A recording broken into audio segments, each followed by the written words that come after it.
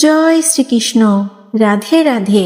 ধর্মতত্ত্বের নতুন একটি পর্বে আপনাদের সকলকে স্বাগত জানাই। আজকের পর্বে আমরা জানাবো বাংলা দ্বাদশ মাসের শেষ মাস চৈত্র মাস। এই চৈত্র মাসের শেষ দিন চৈত্র সংক্রান্তি। এই চৈত্র সংক্রান্তিতে পালনীয় কিছু নিয়ম, যে নিয়মগুলি আমাদের পূর্বপুরুষেরা যুগ যুগ ধরে মেনে এসেছেন।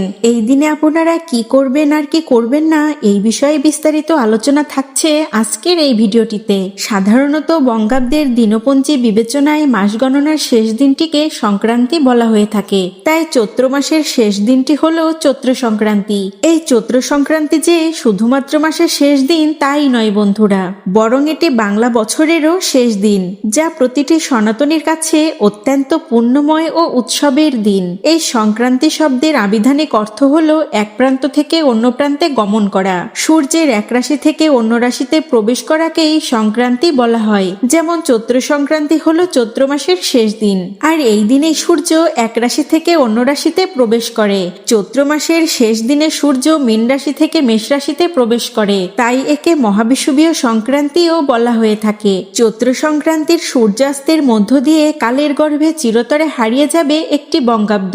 চৈত্র সংক্রান্তি এই উৎসব পালনের মূল উদ্দেশ্যই হলো বাংলা নতুন যে বছরটি শুরু হবে, নতুন যেই দিন শুরু হবে সেই দিনকে আমন্ত্রণ জানানো এবং পুরনো বছরকে ভালোভাবে বিদায় জানানোর পালা। বছরের 12টি সংক্রান্তির মধ্যেই চৈত্র সংক্রান্তি হলো অন্যতম। বছরের এই শেষ দিনে কি কি নিয়ম পালন করবেন, কি নিয়ম মেনে চৈত্র সংক্রান্তি পালন করলে আপনার আগামী বছর ভালো কাটবে, তার সমস্তটাই জেনে নিন আমাদের আজকের এই ভিডিওটি থেকে।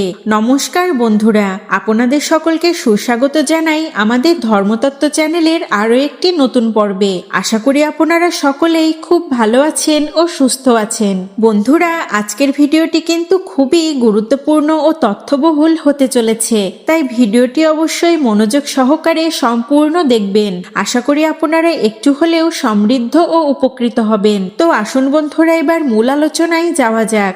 বাংলা সনের এই শেষ মাসে নামকরণ করা হয়েছে চিত্রা নক্ষত্রের নামানুসারে। আমাদের আদি ধর্মগ্রন্থ পুরাণে বর্ণিত আছে 27টি নক্ষত্র, যা রাজা প্রজাপতি দক্ষের সুন্দরী কন্যার নামানুসারে নামকরণ করা হয়েছে। লোককথা অনুযায়ী প্রবাদতুল্য সুন্দরী এই কন্যাদের বিয়ে দেওয়ার চিন্তায় উৎকণ্ঠিত ছিলেন রাজা দক্ষ। যোগ্য পাত্র পাওয়া না গেলে অনুরা থেকে যাবেন তারা। অবশেষে বিধির বিধানে উপযুক্ত পাত্র পাওয়া গেল। একদিন মহা ধুমধাম করে চন্দ্রদেবের সঙ্গে বিয়ে হলো দক্ষের 27 কন্যার। দক্ষের এক কন্যা চিত্রার নামানুসারে চিত্রা নক্ষত্রের নামকরণ করা হয় এবং সেই চিত্রা নক্ষত্র থেকেই চৈত্র মাসের নামকরণ করা হয়েছে।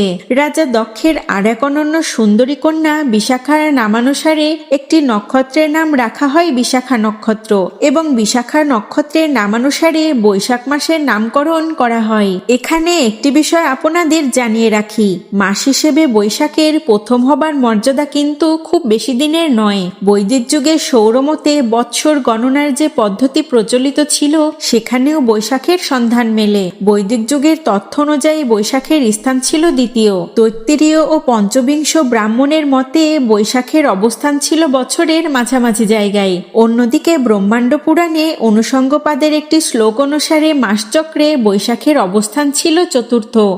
তখন বাংলা সন বলতে কিছুই ছিল না, ছিল শুধুমাত্র ভারতীয় সৌরসন গণনা পদ্ধতি। আর তখন থেকে সৌরমতে মাসের নামগুলো রেখেই পুনর্বিন্যাস করা হয়। সে অনুযায়ী বৈশাখ বাংলা বছরের প্রথমে চলে আসে। তো বন্ধুরা, এই তথ্যগুলো জেনে আপনাদের কেমন লাগলো তা কমেন্ট করে কিন্তু আমাদের অবশ্যই জানাবেন। যাই হোক, এবার আসি আমাদের মূল আলোচ্য বিষয়, চৈত্র সংক্রান্তিতে কি কি নিয়ম সঠিকভাবে পালন করবেন, এই দিনে আপনারা কি কাজ করবেন এবং কি কাজগুলো ভুলেও করবেন না। শাস্ত্রে বলা হয়েছে এই দিনে সকালে প্রথমেই ঘুম থেকে উঠে স্নান সেরে নিজেকে শুদ্ধ করে নিতে হবে। যদি সম্ভব হয় গঙ্গার জলে, আর যদি সম্ভব না হয় স্নানের জলে কয়েক ফোঁটা গঙ্গার জল মিশিয়ে নিয়ে বছরের শেষ দিনটি শুরু করুন, ঈশ্বরের কাছে প্রার্থনা করুন নতুন বছর যেন আপনার এবং সংসারের সকলের ভালো কাটে। এই দিনে মন্দিরে বা বাড়িতে আপনারা মহাদেবের পুজো করতে পারেন, তার অভিষেক করতে পারেন। সন্ধ্যায় প্রদীপ জ্বালিয়ে সকলের সার্বিক মঙ্গল কামনা করুন। সংক্রান্তির দিনে অলসতা ত্যাগ করা উচিত। আমাদের সনাতন ধর্মের সংক্রান্তি, পূর্ণিমা, অমাবস্যা এছাড়াও বিশেষ বিশেষ তিথিতে স্নান দানের বিশেষ গুরুত্ব আছে। চৈত্র সংক্রান্তিতে পারলে দরিদ্র অসহায় মানুষদের দান করুন। সংক্রান্তির পুণ্য লগ্নে অভাবী মানুষকে অন্ন, বস্ত্র বা অর্থ দান করলে পুণ্য লাভ হয় বলে বিশ্বাস করা হয়।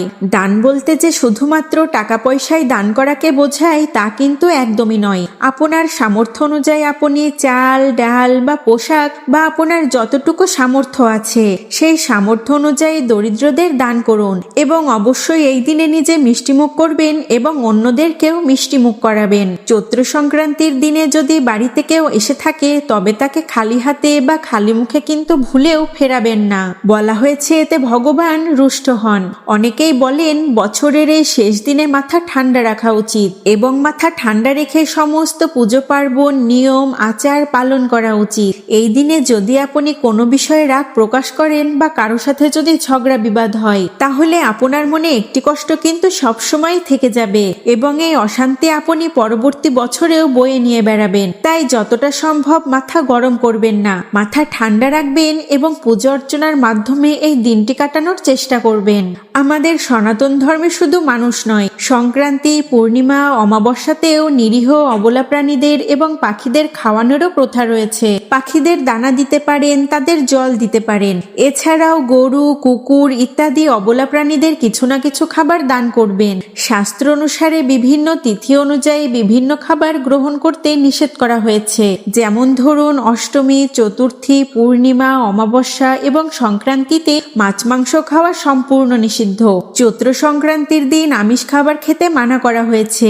এই দিনে নিরামিষ খাবার খেতে বলা হয়েছে। এই দিনটিতে সাত্ত্বিক খাবার গ্রহণ করা উচিত, এমনটাই বলা হয়েছে আমাদের শাস্ত্রে। আবার যেমন শাস্ত্রে বলা আছে ভাদ্র মাসে লাউ না খেতে, মাঘ মাসে মূলো না খেতে, চৈত্র মাসে শিম না খেতে। এছাড়াও বিভিন্ন তিথিতে বিভিন্ন খাদ্যদ্রব্য গ্রহণে নিষেধ আছে। আসলে ভিন্ন ভিন্ন তিথিতে চন্দ্রের আকর্ষণে আমাদের শরীরে বিভিন্ন রসের তারতম্য হয়। সেই রসের সঙ্গে যে যে খাবারের রস মিললে শরীরে ক্ষতি হতে পারে, পেটের গোলযোগ হতে পারে, সেই সকল প্রকার খাবারই এই সকল তিথিতে খেতে মানা করা হয়। বিভিন্ন তিথিতে শরীরের এই তারতম্য বুঝতে না পারলেও অনেকেই বলে থাকেন অমাবস্যা, পূর্ণিমা তিথিতে তারা এই তারতম্য ভালোভাবে বুঝতে পারেন। তাই সংক্রান্তিতে খাবারের দিকে অবশ্যই বিশেষ নজর রাখতে হবে। অনেক হিন্দু নারী চৈত্র সংক্রান্তিতে ব্রত পালন করেন এবং খাবারের তালিকায় শাকসবজি সহ 7 রকমের তেতো খাবার খান।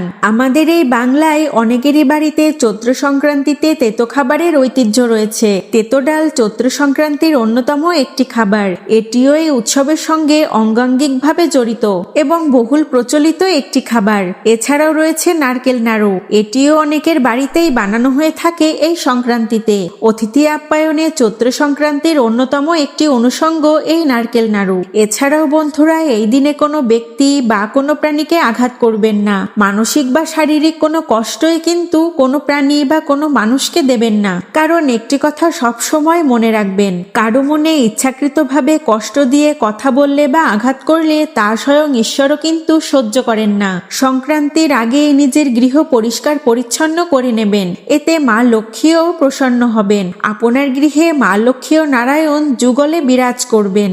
নিজের বাড়ি বা নিজের গৃহে সুখ ও স্বাচ্ছন্দ্যে ভরিয়ে রাখতে, আনন্দে ভরিয়ে রাখতে চাইলে এই ছোট্ট কিছু নিয়মগুলি একটু মেনে চলতে চেষ্টা করবেন। অন্তিমে এই সকল কিছুর সুফল আপনি ও আপনার পরিবারের সদস্যরাই ভোগ করতে পারবেন। তো বন্ধুরা, পরিশেষে এটাই বলতে পারি, চৈত্র সংক্রান্তি কেবল একটি দিন নয়, এটি বাঙালির শেকড় ও সংস্কৃতির এক অনবদ্য লিপিগাথা। আধুনিকতার ছোঁয়ায় আমরা হয়তো অনেক কিছুই ভুলতে বসেছি, কিন্তু এই দিনটি আমাদের মনে করিয়ে দেয় মাটির কাছাকাছি থাকার আনন্দ।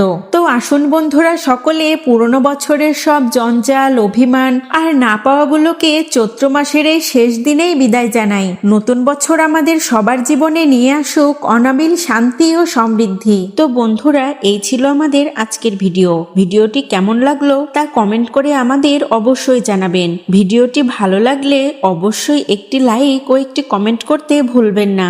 ভিডিও সম্পর্কে যে কোনো মতামত আমাদেরকে অবশ্যই জানাবেন কমেন্টের মাধ্যমে, কারণ আপনার একটি লাইক ও একটি কমেন্ট আমাদেরকে নতুন নতুন কাজের অনুপ্রেরণা জাগায়, আমরা উৎসাহিত হই। আর যে সকল বন্ধুরা এখন আমাদের চ্যানেলটিকে সাবস্ক্রাইব করেননি তাদেরকে অনুরোধ করব অবশ্যই আমাদের চ্যানেলটিকে সাবস্ক্রাইব করবেন এবং সাবস্ক্রাইব করে পাশে থাকা নোটিফিকেশন বেল আইকনটি অবশ্যই প্রেস করে রাখবেন। এতে করে আমি যখনই নতুন কোনো ভিডিও পোস্ট করব তা সবার আগে চলে যাবে আপনার কাছে, আর আপনি এরকম ধর্মীয় বিভিন্ন রকম তথ্য খুব সহজেই জানতে পারবেন আমাদের চ্যানেলের মাধ্যমে।